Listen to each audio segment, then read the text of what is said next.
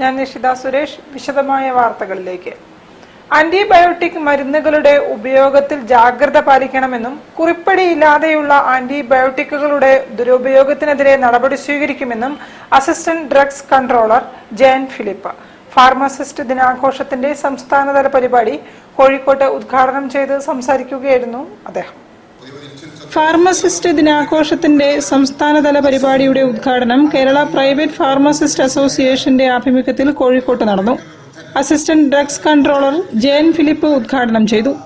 ഡോക്ടറും സാഹിത്യകാരനുമായ ഡോക്ടർ മഹറൂഫ് രാജ് മുഖ്യാതിഥിയായി പങ്കെടുത്തു.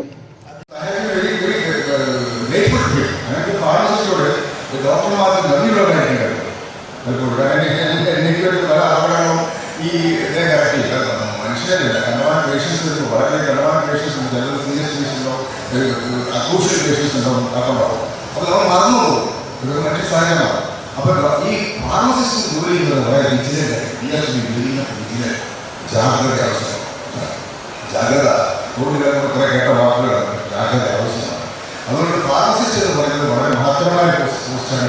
അദ്ദേഹം ഈ സത്യം പറഞ്ഞാൽ ഒരു കൽപ്പത്തിലാണ് കഴിഞ്ഞിരിക്കുന്നത്.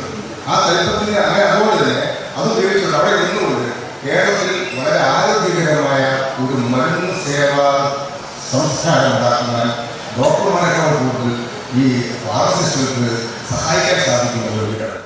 ആന്റിബയോട്ടിക് ദുരുപയോഗ വിഷയത്തിൽ ഡോക്ടറേറ്റ് നേടിയ ഫാർമസി കോളേജ് അധ്യാപകൻ doctor Sanjay Sreekumar, pain and palliative കെയറിലെ സജീവ സേവനത്തിന് ഫാർമസിസ്റ്റ് ലീന KV എന്നിവരെ ആദരിച്ചു.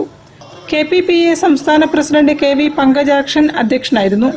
മുൻ assistant drugs controller Shaji M Varghese pharmacist ദിന സന്ദേശം കൈമാറി.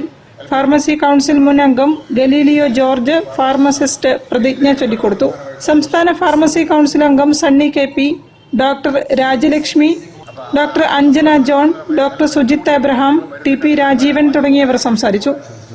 ആന്റിബയോട്ടിക്കുകളുടെ സുരക്ഷിതമായ ഉപയോഗത്തിൽ ഫാർമസിസ്റ്റിന്റെ പങ്ക് എന്ന വിഷയത്തിൽ Kozhikode government pharmacy college professor Manju CS class എടുത്തു. News bureau, Kozhikode. സദ്ഗുരു സായിബാബയുടെ 107ാം മഹാസമാധി